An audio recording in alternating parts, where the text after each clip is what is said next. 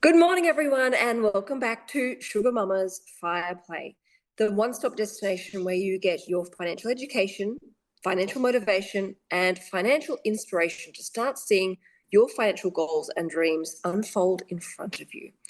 This morning, we are joined by Annabelle. Annabelle is the single mother who is actually winning the game. She is achieving her financial goals with no one helping her, and she's a brilliant source of financial education, inspiration, and motivation herself. And she shares with us the importance of having a positive mindset and dreaming big when it comes to your financial goals. So sit back, relax, and get ready to hear this incredible story.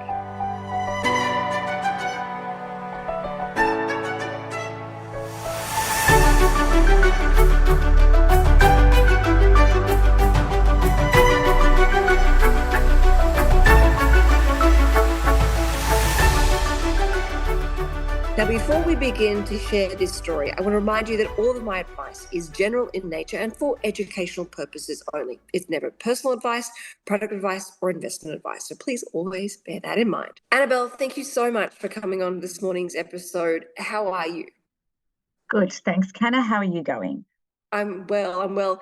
I have to say, when you sent me a message on Instagram, it was really quite incredible what you shared with me. And I instantly had to have you on the show and for you to be able to say what happened to you and what you went through in your own words, because I feel like right now everyone is just feeling a little bit lost and overwhelmed and defeated. And I think your story just shows the importance of having a positive mindset and doing the best you can do, and the importance of little things adding up here and there, and how you can really transform your life when you have goals and start building up your own financial literacy.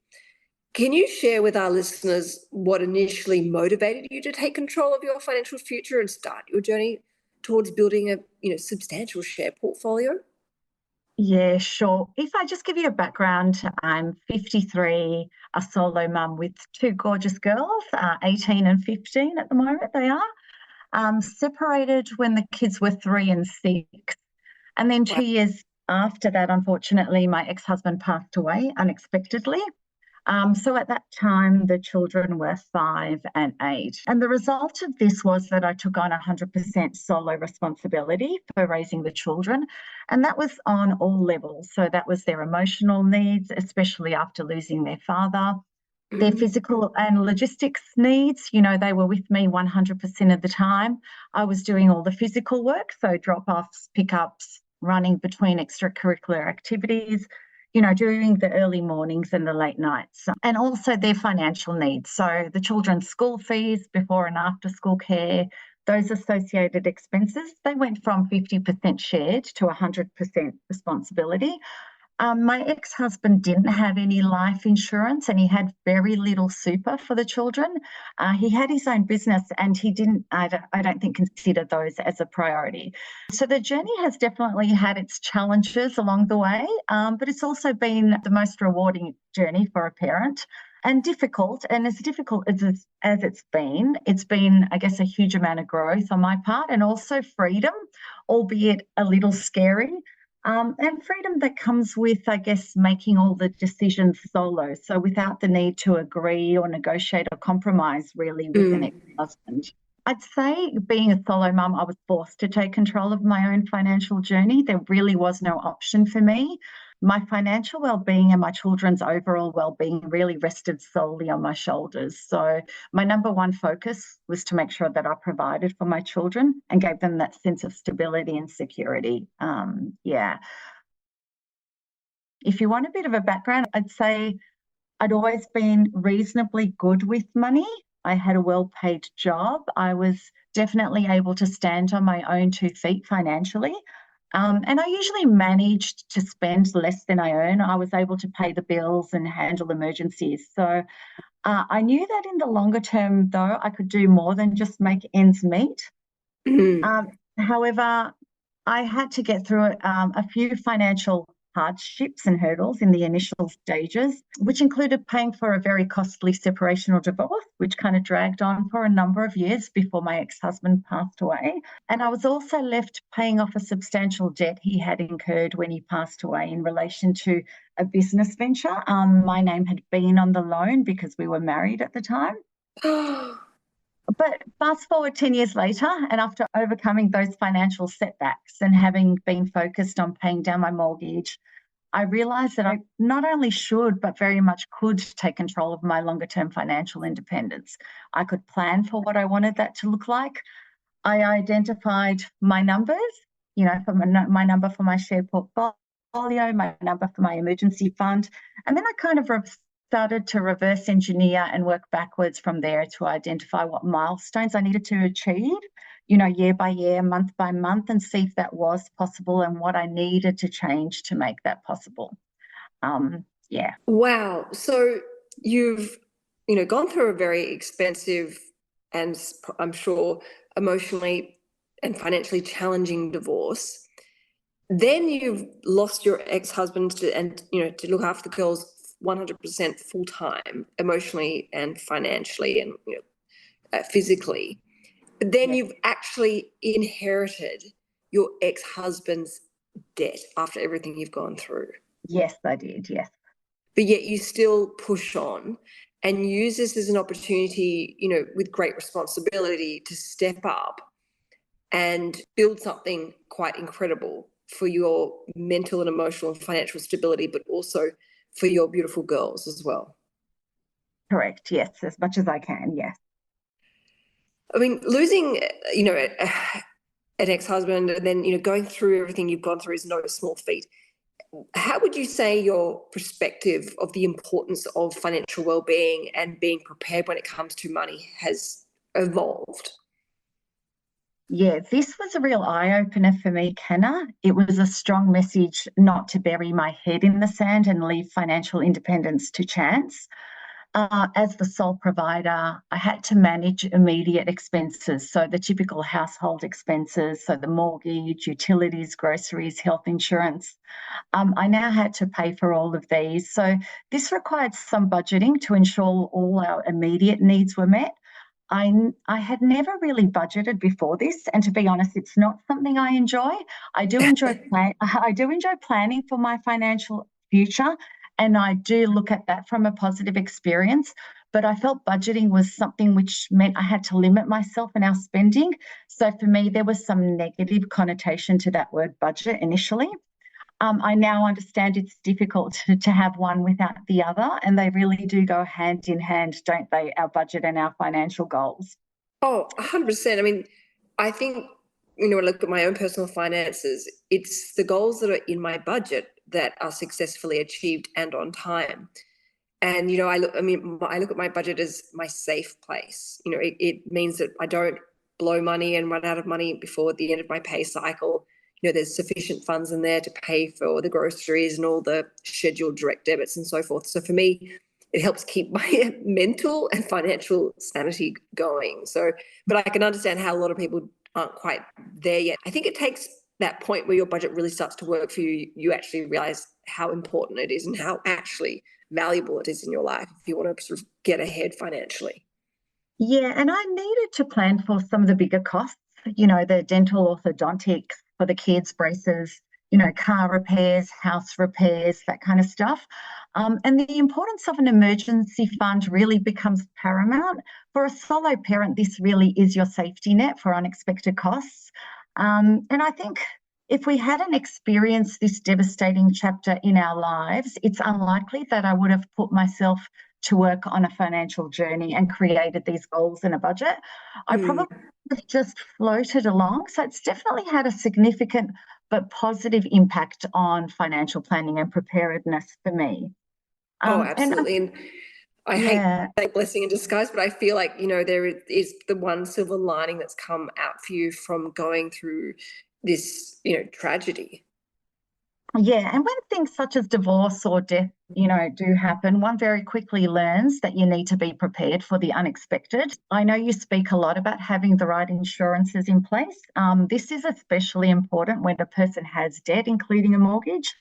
And maybe not so important as you get older and have less debt and your children leave home and become financially independent, but you really want to protect your children when they are young. Oh, absolutely. And, you need to think about what is important for them to have if something was to suddenly, happen to you. And, things like, educational requirements or, tertiary education, even, what's something you want to make sure that is locked in as a priority. And this is why it's so important to go and get advice from someone who is qualified and experienced in that area of life insurance, TPD, income protection, trauma cover, because they can actually help work out what is the right level of fit for yourself. Can we move on to your savings? Because you have successfully saved over $100,000 and you have brilliant dreams and goals to grow this to $1 million. Can you talk me through the steps that you've taken that allowed you to get started and keep going with this, and how you've managed to stay so incredibly focused? Sure. So I've been following and listening to Sugar Mama religiously every Monday morning for a while now, and amongst other financial podcasts too. And last year you recommended Peter Thornhill's book, Motivated Money, and you introduced him as your mentor. I'm an avid reader, and actually an avid listener of audiobooks. So I try to get through one a week. And I also hope I'm a lifelong learner. So I ordered Peter's book immediately and I read it twice, cover to cover. Probably a month apart, so I got an opportunity to digest the information. I highlighted all the bits of it that I thought were important for me, and quite frankly, the book blew my mind. Yeah, it's mind-blowing. Yes, yes.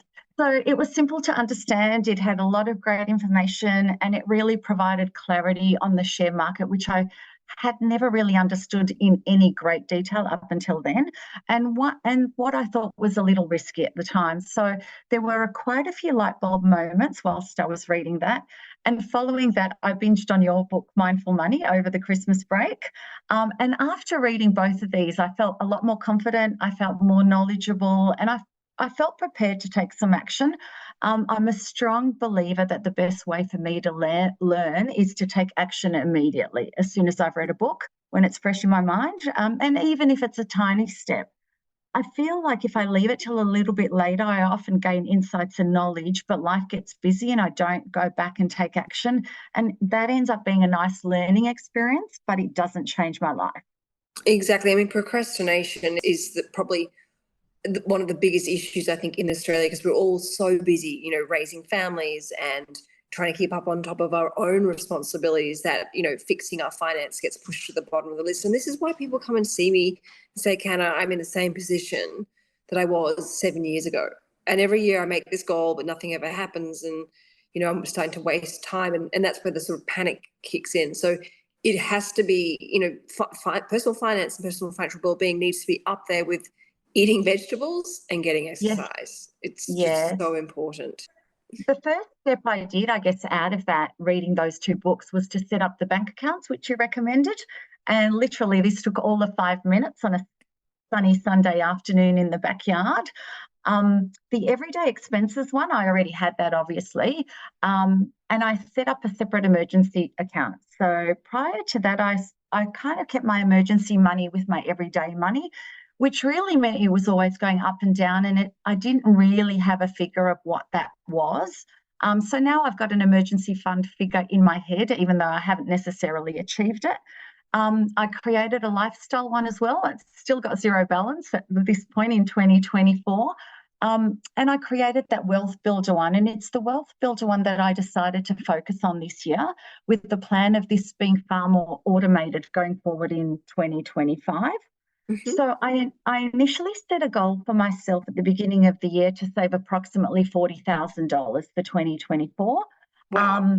With the plan to contribute 30 to 40,000 every year over the next 10 to 12 years whilst I remained at work, with the idea that if there was 8, 9 or 10% gain every year, that would be close to $1 million.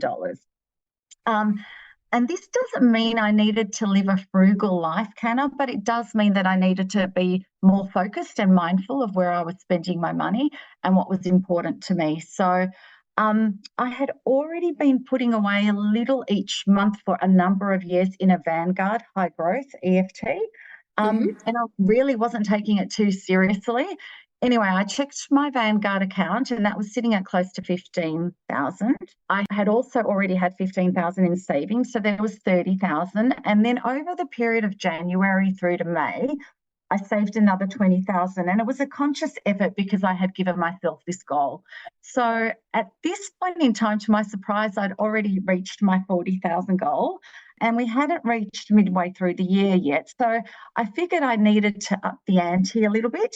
And one of the other things that I had done a few years ago, and I absolutely do not recommend this for any of your listeners, but I had decided whenever I had some extra money, I'd drop it into crypto. And it was mostly at that time Bitcoin. And it was just for a bit of fun, I guess. And I was not taking it seriously. And I absolutely was comfortable with the idea of losing this. So, you know, it wasn't my life savings or anything. And I do know now that how volatile it is. So it sounds crazy to sound-minded people like yourself and Peter that, you know, crypto is kind of not the thing to be involved in. But it was only like, you know, $50 here, $20 here, or $100 here. And to my surprise, that had added up over the years as well. I had done that during COVID, and Bitcoin was quite low over that period. So after I had read your books, I thought, geez, I better get out of this. Luckily, at the time when I sold this, it was in April this year, Bitcoin was going to be halved. And to cut a long story short, that happens every 4 years, and it's meant to reduce the supply of new Bitcoins, which in theory, if the demand doesn't change, should increase the price. Anyway, absolutely not a valid reason to hold Bitcoin, but was definitely a good time for me to sell. So I sold those, and that's how I built that share portfolio or that wealth builder account up to 100,000. And yes, I will need to pay capital gains tax on that when I do my tax return this year. So I'll probably be investing in my share portfolios just a little bit less than 100,000 before I actually commence that journey. Yes. And how do you work out the investments? Because I think a lot of people, you know, they open up the account, but then they sort of hit a brick wall when they work out, okay, what am I going to buy first? Or, you know, yes, I still haven't done that, and it's a combination of I just would like to be diversified. In Peter's book, he kind of suggests going against the ETFs because the dividends need to be distributed 100%, while LICs can hold on to them and it's a bit more consistent as long as it's diversified and industrial, some ETFs and some LICs. So it's probably something that I will speak to you offline about, Kenna. Okay, no problem, absolutely. So how do you then balance your financial goals with, you know, the day-to-day expenses and responsibilities that comes with, you know, raising a family of, you know, growing beautiful girls? Yeah, I do appreciate that money and finances are really only a small part of the responsibility of raising a family. However, if this part of our life isn't working, it does put stress on parents, which makes it really difficult to focus on our more important aspects of raising the family and really being present. I know that I don't want my finances to get in the way of enjoying my life with my kids. So for me, the best way to balance these goals is to have clarity and understand my why. So make sure my goals are SMART goals. You know, they're specific, they're measurable, they're achievable, and then put in systems in place which are automated and almost allow this to run on autopilot in the background. So I've set some guidelines for myself, and I'm satisfied when I'm able to adhere to these 80% of the time. I don't need to let perfect really kind of get in the way of good. I'd rather take small steps in the right direction than to be paralyzed by perfection. Yeah. So for me, that balance looks like this. I have one loose budget, and I'm completely honest when I say it's loose. So if I can stick with it 80% of the time, I'm satisfied. I really don't kick myself if I don't get there 100% of the time. You'd probably rip my budget to shreds, Kenna, but it's flexibility that works for me. Number two is I do have clear financial goals. So I know my number for my emergency fund, I know my number for my retirement, and I assign specific amounts and timelines to these goals. So that's short, medium, and long. By no means does this imply that these are always looking amazing. Some of these numbers are far from amazing, and they are very much a work in progress. Number 3, I automate as much as I can so I don't get too involved on a daily basis, because as you know, working full time, being a solo mum, and just managing to make dinner and do the washing keeps me busy enough. Number 4 is I have quite a thorough monthly check-in. And that's good enough for me. I really look forward to this and I enjoy doing a deep dive. I get paid once a month, so this works with my pay cycle. I check if I'm on track. I see what needs tweaking. Some months I might overspend. Some months I'll then cut back the following month. And it's easy with banking apps these days to see your spend categories. It also gives me an opportunity to celebrate the milestones too when I do this monthly check-in. Absolutely. Yeah, and this year I have this particular goal. And so then I've practiced mindful spending more than I ever have before. I consider the value and necessity of purchasing before I go ahead. So the focus has been on time with the kids. One's 18, as I said, one's 15. So I'm mindful that whatever we spend on is about sharing experiences, you know, time with them, going away, and really building lifelong memories. Look, I mean, everything you say is so on point. And, you know, I particularly love the fact that you point out how, you know, understanding your why, you know, what does freedom look like for you and what does it feel like? And I think when people connect with the meaning behind what the value it will give you and the benefits and the relief, the freedom, the you know, choice, all those fantastic choices and luxuries that come to you and how they are priceless, it becomes, you know, it's suddenly that on the list of things to do, it comes up to being, you know, number 2 or 3 rather than number 27 on the list. And that check-in, particularly when you're feeling deflated or defeated even, to see actually I'm all right, or actually I haven't done as bad as I thought, or actually I'm so much better off than I was last month or this time last year or even, you know, 5 years ago. It kind of helps give you that invigoration that you are on the right track and you are doing the right things, and you know, that faith and confidence to keep going and to trust yourself. Just rinse and repeat. You will get there, and you're learning things all the time which are priceless, even if you don't see them necessarily being displayed in your bank balance yet. So there's such valuable points that you raise. Now, I know for a fact that your background is in IT. How do you find being a contractor challenging or overcome those challenges, I should say, in working on your financial well-being? Yeah, so I identified early on in my career after a few different roles that I really enjoyed the diversity and challenge of working in different organisations. So be they big or small, and different projects, again, big or small, and gaining different perspectives and different ways of doing business and running systems. So that environment keeps me motivated, it keeps me interested, and it keeps me learning.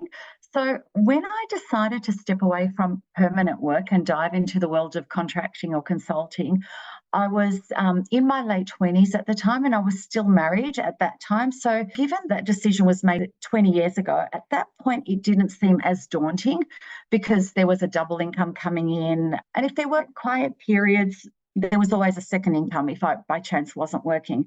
I think once I became a solo parent, it was always at the back of my mind, and I did wonder if I should look for something more stable. However, over the years, life has just worked itself out. So when one project finished, another one seemed to start. So I was fortunate in that respect. With contracting, however, you do get a better day rate, but there is no annual leave. There's no annual leave, there's no sick leave, no maternity leave. So you need to take all that into consideration. You know, if a company that you're contracting to closes down for 3 weeks over Christmas, you need to make sure you've planned for that, because you won't be getting paid over that period. And you still need to plan for your Christmas spending of gifts and celebrations. So there's certainly some planning. But I also took the view as a solo parent that if push came to shove, I could always go back to a permanent role, or at a minimum, if there were quiet periods between contracts, I could always take up some temp work or anything to cover the mortgage or bills. So I did, and I did continue to contract throughout most of my journey. And only recently in the last year, I decided to take on a permanent role because I liked the role, I liked the people I was working with, and I liked the organisation. The other thing I do notice, and I have over the last 10 years or 20 years of contracting. I'm hoping that banks have changed now, but back in the day, you couldn't easily get income protection insurance if you were a contractor. You had to jump through hoops really to get a mortgage because you didn't have a permanent role with the same employer for a number of years. I feel this has changed as we have so many people consciously contracting in the workplace these days. But I will say that the uncertainty of contracting as a solo parent, I feel, has held me back in making some of those bigger financial decisions. You know, I could have definitely taken on a little more risk, maybe bigger debt, a bigger mortgage, which I was reluctant to do so as not only a solo parent, but also as a contractor. And I should have maybe backed myself more and been more confident with taking these steps. I look back now and I see I was probably more risk averse and conservative than what I really needed to be. And I feel that may have set me back financially. I'm definitely far more confident now in my financial ability than I was earlier in my journey, for sure. And so much of that just boils down to education. You know, we are scared of what we don't understand. So when you understand the facts and the figures and understand the risks and also the strategies behind minimizing those risks, suddenly your confidence increases. So I think that's just, you're just perfectly illustrating the importance of for everyone to invest time understanding money and understanding how to navigate the world of money and personal finances. Now, on that note of education, you've read obviously Peter Thornhill's book, Motivated Money, and my book, Mindful Money. How did those two books help you actually work out your personal investment strategy and your financial mindset? So self-education for me, Hannah, has played the single biggest role. It's been crucial in both my investing journey and my mindset. I now have a far greater understanding of the various investment vehicles that are really available to me. And that really allows me to make these informed decisions and ask the right questions. There's so much free material out there available to anyone. I know when I was younger, I really just assumed that the only way to financial freedom and a passive income was via property. You know, you don't really know what you don't know. Education has shown me that I can achieve way more financially with reinvesting and compounding than I ever imagined. And it's also shown me that if it works for other people, then it can work for me too. And I've learned topics previously that were foreign to me. So the share market, EFTs, LICs, superannuation, they're not as complex as people in the financial world will have us believe. And, you know, some of these topics are actually simpler than I had expected, although I do notice superannuation rules do change often, and we really need to keep up to date with some of these. Yeah, and look, that's the value of a financial planner as well, you know, is to know that these potential changes are around the corner, to proactively plan and prepare for, you know, what changes to caps or, you know, loopholes that may open up or close. So, you know, that's, you're not expected to be able to do it all, but there is a lot, as you say, of free information out there that can really help you understand the options that are available. And then obviously a financial planner can fine tune those sorts of things. Yeah, and I love having a book where I can highlight sections that resonate with me, or where I can add sticky notes, or I can reread a section that I don't understand the first time. So you can take self-education at your own pace. And once you get those light bulb moments when you're reading, they're never lost on you again. So, yeah, it's allowed me to, you know, the other day I went back to my superannuation financial advisor and I asked him about an in-specie transfer. His jaw dropped, I think, and I dare say not many clients have asked him this before. I'm so proud of you for asking that question. It is the one most important thing everyone should ask of their superannuation account provider, because it's something potentially that can save, you know, tens of thousands of dollars in tax, if not hundreds of thousands of dollars in tax. Now, on a slightly different topic, was still money related, manifestation and I guess a money mindset focus were key elements in your financial journey. Can you explain how you practically applied these concepts to your financial goals? Yes, Kenna. I know you refer to it as manifesting, and I know you encourage all your listeners to manifest. I refer to it as focus, but I feel we're definitely talking about the same thing here. So yes. I just think the word manifest has always been a little juju for me because I work in IT. So after all, I've got lots of black and white in my world.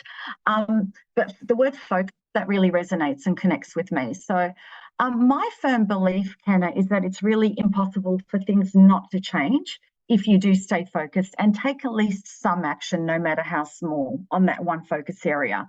So for me, it's important to focus on one goal at a time. I know some people are really good at focusing on many, but I get a bit flustered if I try to achieve too much at the same time. And sometimes the goals are competing. You know, do I want to increase my emergency fund or pay off my mortgage quickly, or do I want to, invest in the share market? Sometimes they can be competing because you've only got one source of funds. So for me, I just think I focus on the one big thing, and I take small actions that build momentum. And it's literally impossible, if you focus and take action, for a shift not to take place. So for me, as I mentioned earlier, focus really means my SMART goals, making sure I understand them, making sure I've got my why, and making sure I'm 100% dedicated to, these monthly check-ins, etc. And do you ever do sort of visualization where you sort of see yourself buying shares, making those decisions or receiving a dividend payment? Yes, I absolutely do. And I think from time to time, I go online and check my superannuation as well and see how that's looking. So it's definitely a part of my life, and visualizing that and seeing it grow for sure. Now, coming back to your situation, and so many women these days, despite so much information out there now, still leave their financial decisions to their partners. What would you say to those women and think, oh, it's fine, my husband does it all? Like, where do you now stand on that, considering everything you've gone through? So personally, I gave up a lot of my financial decision making during my marriage. I was always contributing financially, but my assumption, which was incorrect, I guess, was that my husband at the time had his own business. He was 6 years older. So surely he must be better at managing money and making financial decisions than I was. And men are also great at talking about money amongst their peers and sharing ideas. So just talking the lingo, I think, makes them appear better equipped to make these decisions, which isn't necessarily the case. I think we women don't talk about money or financial goals nearly enough. It's just not something we do when we catch up with our girlfriends for brunch. I think we should share more in this space, maybe be a bit more vulnerable and support each other in our financial pursuits. And it's not, I guess, just limited to heterosexual partnerships. I think by default, often we leave the household finances and investing to the person we feel may have more knowledge in this space. It's for both partners' financial livelihoods, so both should be equally invested in their goals and their decisions and their outcomes. I know I was forced into this as a solo parent, but it is empowering to take an active role in managing your own financial journey. Oh, absolutely. And like that communication and transparency is essential, and that's a non-negotiable. And, I say to people who are trying to get their partner on board with taking their financial well-being seriously is come from a place of empowerment and education. It's the only way to get your partner committed and dedicated and actually seeing all the beautiful benefits that come from prioritizing your financial well-being. Now, looking ahead as we wrap up today's episode, can you share with us some of your big financial goals that you're working on and I will say focusing on for the next couple of years? Yes. So once I have finalised my share portfolio and chosen the best suited ETFs and LICs for me, I'll be able to confidently put my share portfolio on autopilot and tackle some other goals. So back in 2015, I purchased an investment property, and with the increase to land tax, insurances and maintenance costs, that rental yield I've calculated is very low. And it's, definitely low in comparison to a share portfolio, which really comes along with no operating expenses. And franking credits. Yes. And I wish I could say, Kenna, that, I've had this unit for 9 years and I had hoped that there was a substantial amount of capital growth, but it's not huge, if I'm honest. So the goal is to sell this and take that equity to top up my superannuation with non-concessional contributions. And another thing is about 2 or 3 years ago, I started a small Vanguard account for each of the children. So I'd put in $100 per month for each child. My plan was to kickstart their financial journey, which I'd then pass these accounts on to them for them to manage when they start working full-time. And I'd expect or like them to contribute $100 per month so they get to see what reinvesting and compounding can do. To be honest, that balance is very small. So it'd be nice if I could chop that up or add more and then hand that over to the girls at the right time. What exciting goals to have and to be working on. You must be so proud of yourself. I'm feeling excited about the future for sure. Yeah. All right, last question as we wrap up today's episode. What advice would you give your younger self when it comes to money and money management? So I'd say start as early as possible. A little goes a long way with compounding. If you start early, you've got lots of time on your side. It's a gift. I try to communicate this to my children, Canna, all the time. My eldest daughter is currently too busy living her best life, but my 15-year-old is very cluey on all things finance, so I dare say she might excel in this arena. The hardest thing is really starting the journey, understanding what your current position is, coming up with achievable goals and creating a plan. I found that to be the biggest hurdle, but thereafter it's about following through and going along for the ride. One of the other things is if you are in a relationship, get interested in the finances and don't leave it to your partner. Make sure you are on the same page with your financial goals. For the single people, I know it's much harder to make the numbers work, but there is a wonderful freedom that comes with not needing to negotiate, compromise, or even agree on financial goals with a partner. So if you are single, I'd say embrace that.